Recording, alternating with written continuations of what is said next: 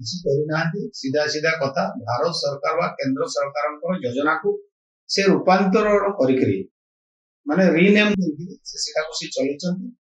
ତେଣୁ ଆଜି ଯେତେବେଳେ ଯଶସ୍ୱୀ ପ୍ରଧାନମନ୍ତ୍ରୀ ନରେନ୍ଦ୍ର ମୋଦି ମାତ୍ର 14 ବର୍ଷ ତାଙ୍କର 9 ବର୍ଷ 2014 ମସିହାରୁ 9 ବର୍ଷ ଶାସନ କାଳ ଭିତରେ ଯେତେବେଳେ ସବୁ ବର୍ଗର ଲୋକଙ୍କ ପାଇଁ ବିଭିନ୍ନ ପ୍ରକାର ଯୋଜନା ମାଧ୍ୟମରେ ତାଙ୍କୁ କେମିତି ମୁଖ୍ୟ ସ୍ରୋତରେ ସାମିଲ କରିବେ ବା ତାଙ୍କୁ କେମିତି ଯୋଜନାରେ ଲାଭ କରିବା ପାଇଁ ଯେତେବେଳେ ଚିନ୍ତା କରୁଛନ୍ତି ସେତେବେଳେ ସେମାନେ ଉପାୟ ନ ପାଇକିରି ସେ ଏହି ପ୍ରକାର କଥା ସବୁ କହୁଛନ୍ତି।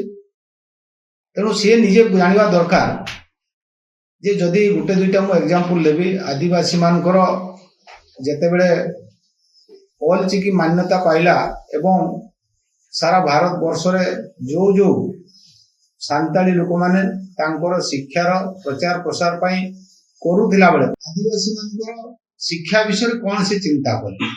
ଆଜି ଆଦି ଆଦର୍ଶ ଗ୍ରାମ ଯୋଜନାରେ ପ୍ରାୟ ଆଦିବାସୀ ଗାଁରେ 20 ଲକ୍ଷ ଟଙ୍କା ଲେଖା ଆମେ ଦେଇଛୁ ସେଠି ଡେଭଲପମେଣ୍ଟ କାମ କରିବା ପାଇଁ।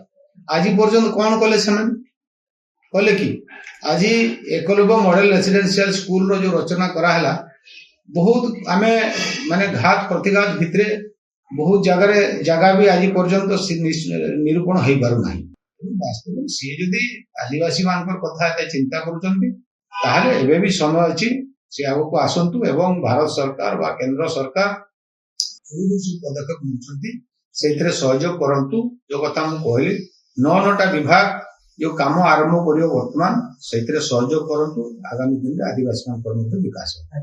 ଦେଖନ୍ତୁ ଏଠି ଲଢେଇର କିଛି କଥା ନାହିଁ, ଏଠି ସିଧାସଳଖ ଭାରତୀୟ ଜନତା ପାର୍ଟି ତାର ଯୋଉ କାର୍ଯ୍ୟଶୈଳୀ ଅଛି, ତାର ଯୋଉ ପ୍ରୋଗ୍ରାମ ଅଛି, ତାର ଯୋଉ ଏଜେଣ୍ଡା ଅଛି ସେ ଏଜେଣ୍ଡା ନେଇକି ସେ କାମ କରୁଛି।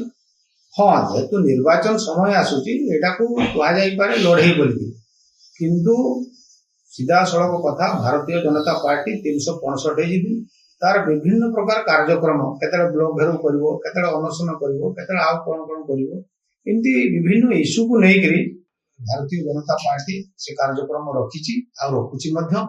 ତେଣୁ ସେଇ କଥାକୁ ଆମେ ଲଢେଇ ତ କହିବା ନିଶ୍ଚିତ ଭାବରେ, କିନ୍ତୁ ତାପରେ ମଧ୍ୟ 2024ରେ ଓଡ଼ିଶାବାସୀ ତାର ଜବାବ ଦେବେ ଆଉ ଭାରତୀୟ ଜନତା ପାର୍ଟି ଏଠି ଆଶୀର୍ବାଦ ପାଇବ ଏବଂ ସରକାର ପାଇବ।